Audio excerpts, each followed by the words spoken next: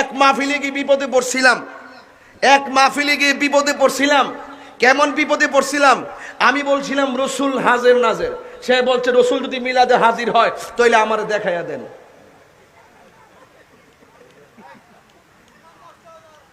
রাহস না। তখন আমি ভাবলাম যে তারে যদি 100 দলিল দেয় সে মানবে না। তখন তারে বললাম যে তোমার কাঁধে দুজন ফেরেশতা আছে না নাই? আছে। ডান কাঁধের ফেরেশতা কি লেখে? নেক লেখে। বাম কাঁধের ফেরেশতা বদ লেখে। কিরামান কাতিবিনা ইয়ালামুনা মা তাফআলুন, তুমি যা করো সব লেখে কিরামান কাতিবিন। Okay, that's all right. Oh yes, thank you very much. Okay, তো ফেরেশতা দুজন কাঁধে আছে কিনা? আছে। লেখে কিনা? লেখে। এখন আছে কিনা? আছে। ওজন লাগেনি? না। কাটলে পাওয়া যাইব নি? না। বিশ্বাস করুনি? করি। তো এইটাই বিশ্বাস করার নামই ঈমান।